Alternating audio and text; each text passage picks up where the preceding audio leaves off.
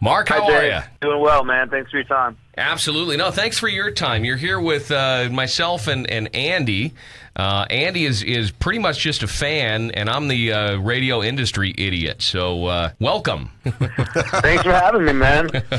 Hey, Mark, congratulations on the solo effort. I know this is something that you've kind of been, working on for quite a while. It seems like you're constantly in the process of writing songs. How do your brothers in Lamb of God feel about this solo effort and the attention that's been drawn to it, certainly with Chester Bennington on the first song here? Oh, those guys are great. They're super supportive. In fact, we're in rehearsals right now. We start the tour tomorrow, and Randy's here hanging out with us. So those guys have been super supportive, and they know I've been working on it. They've been watching me and kind of hearing about me working on it for a while. So it's just we're a family, man. So they all got my back. That's cool. It'll be some nice downtime for them to go and actually have regular people lives for a little bit. I'm sure everybody's got families and stuff like that. Yes.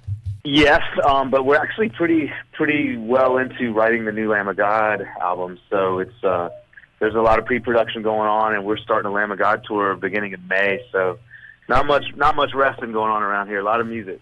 So you're on tour for two bands? Well, not simultaneously, but I'm going to do a quick tour with the solo project, okay, and then come back, hop into the studio with Lamb for a couple weeks, and then we hit the road opening for Slayer for May. Now, Mark, when you this new album, you've got a bunch of people singing on it. I mean, everyone from Chester Bennington and, of course, Miles Kennedy and some Jacoby Shaddix. Yes, I mean, and some unique voices. When you tour with the solo project, who's going to be on the mic? Marc Morales is going to be our full-time singer for the touring band, and he sings the song "Blur" on the album, and he'll be covering all the songs through the set. But along the way, we're going to have some guests come out, and there'll be quite a few guests from the album coming out in different stops along the tour.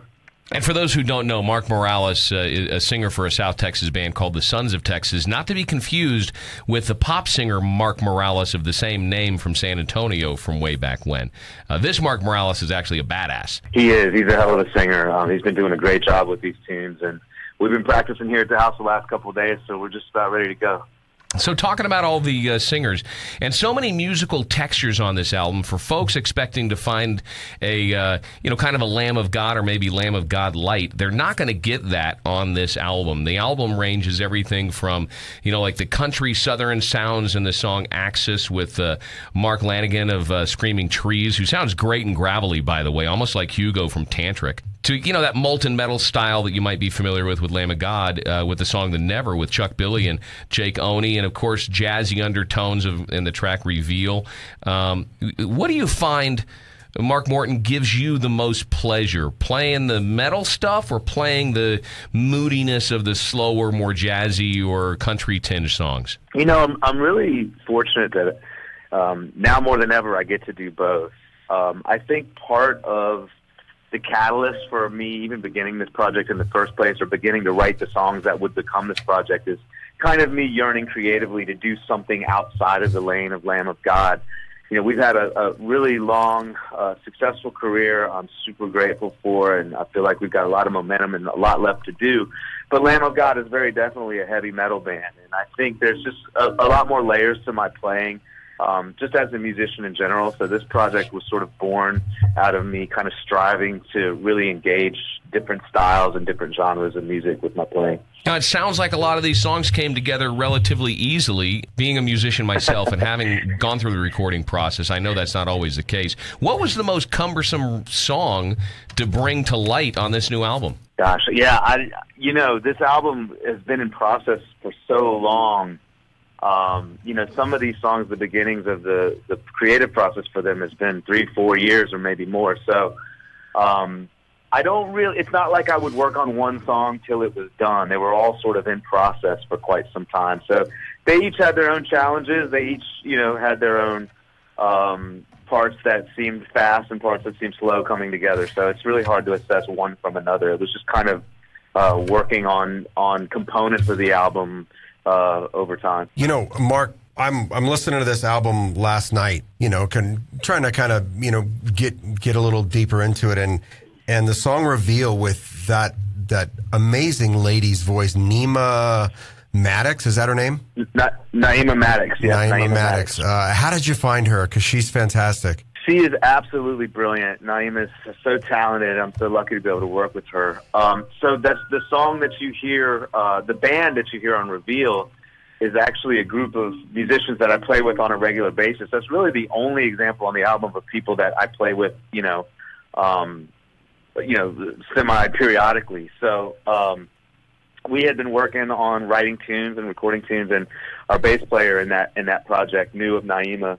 She's been, making her own music for years, up and down kind of the East Coast. She was based out of Philly for a while. Now she's in New York. So anyway, we've been working on that stuff for a while, and I just thought it was really appropriate to showcase some of that on the solo album because I really like that project and the stuff we've been doing. And Naeemah's, as you can tell, is just brilliant.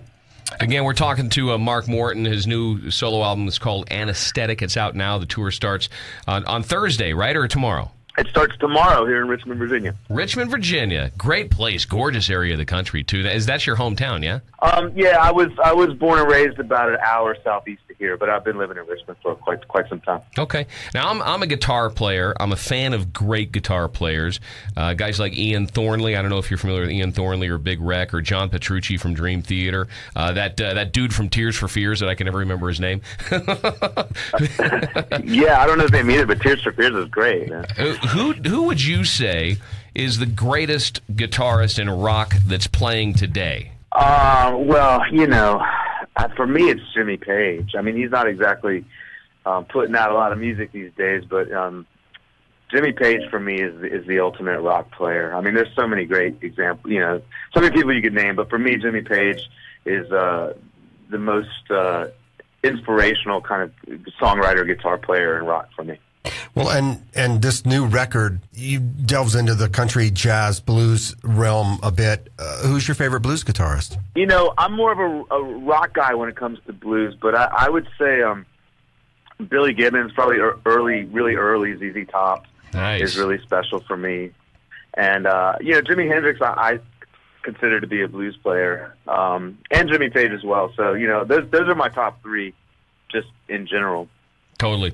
Okay, so back to the album, and aside from the opening cross off with Chester Bennington, what would you say your favorite song is on the album, or maybe who, out of all these great singers, who inspired you most? That's a tough call. You work so hard on all of these, you know what I mean, and each one kind of brings a different story and a different kind of personality to the project. So you can't call one of your kids the best, huh?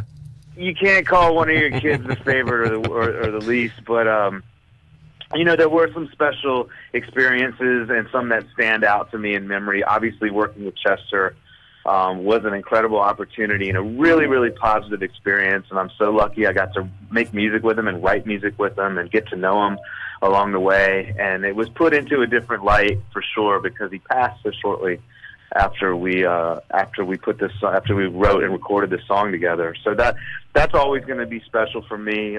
Working with Mark Lanigan was incredible. He's one of my favorite singers, one of my favorite artists in music. So that was real special for me to be able to collaborate with both those guys. And really just all top to bottom, the big takeaway from this project for me was the chance to collaborate and to work with so many amazing artists. The list is so long. When you look at the credits on the album, it still blows my mind that I was able to work with so many just incredible artists. Yeah, it had to surprise you with the amount of yeses when you just kind of started throwing darts at a dartboard and had a wish list that you received from this. Tell me about how that whole Chester thing came about to begin with, man. With Chester specifically, I mean, it was just my producer and I were working on Cross Off, and we had the music pretty well put together, and really the process was similar for most of the songs where once we had a demo put together and kind of got a feel for the song, we started talking about who best would, who we would hear singing on that song, and Chester's name came up, and we reached out to him, and he wanted to check out the tune, and as soon as he heard it, he really fell in love with it, and we ran with it from there. And rumor has it your first meeting with Chester was like an hour you guys just BSing about, family and stuff. You didn't really talk about music, yeah? Well, we got into the music too, but I think, we talked about a lot of things when we were working on it. When you're writing with someone, particularly writing from personal experience, you start it's kind of a personal process, and you start sharing things about where you're coming from with the lyric and what kind of experience that lyric is grounded in. So we got into a little bit of that, and we talked about our kids and our families and some of our experiences. We had some similar experience in life, and so we kicked it about a bunch of stuff. He's a really humble, really down to earth, very creative, very very motivated dude. And did you, in a million years, ever realize the depth of the darkness that Chester was in? I mean, with the lyrics like "Cross Off the Days" and then the video that kind of portrays some guy just being pummeled by invisible demons, right? I mean, did the song take on new poignancy after he passed away? I mean, we wrote the song together. I wrote a lot of the lyrics for the song, and he wrote a lot of the lyrics for the song. So, I mean, for me, the process, even though the stuff we were referencing in the song is kind of dark and personal, and some of the things that we talked about between us, the actual process of making that song and the process of writing and recording it was really positive. I mean, we laughed a lot, and we had a lot of fun tracking it, and so it was, for me, when I hear the song, the meaning behind it and his contributions to it certainly take on a different light in context of his passing. But when I hear the song, I think about what a positive experience it was for us working together and recording it and writing it. It was really a good time. Dynamite. Mark Morton, again, we're speaking to the album Anesthetic, out now, his first solo album. Mark, the well-respected guitar player from Lamb of God. Redneck, still one of my favorite songs ever, by the way. We're big fans of Spinal Tap and things that go to 11. What happened to track 11 on the album? We kind of want more, man. Yeah, that's it. I mean, there was a couple little pieces of music we began tinkering with at the very beginning, but they just kind of didn't really come together. So let me ask you, if you could have included a cover song, what song out of any cover song would you have wanted to cover to do for an album like this? I don't know, man. I never thought about it. It would probably depend who I was working on it with. So I don't know. I'd have to give that some thought. Okay, so right now, what are you jamming to? What are you liking, or have you just been in full tour mode? Well, we've been rehearsing a lot. We're actually getting ready to get back to rehearsing here. But I've been listening. What have I been listening to? Exile on Main Street. Allman Brothers Live, Fillmore East, kind of a lot of classic rock stuff. You know what I mean? Slayer, old Slayer. The classics. No, not so much metal, man. Not so much metal for me. I get enough of that with my day job. Yeah, no doubt.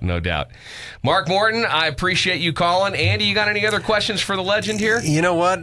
No, it's been a great opportunity to sit here and chat with you, Mark. Thank you for your time. We really do appreciate it. I look forward to listening to this album some more and really kind of diving into it. Right on, man. Well, thank you guys for the coverage, for the support, and thanks for your time.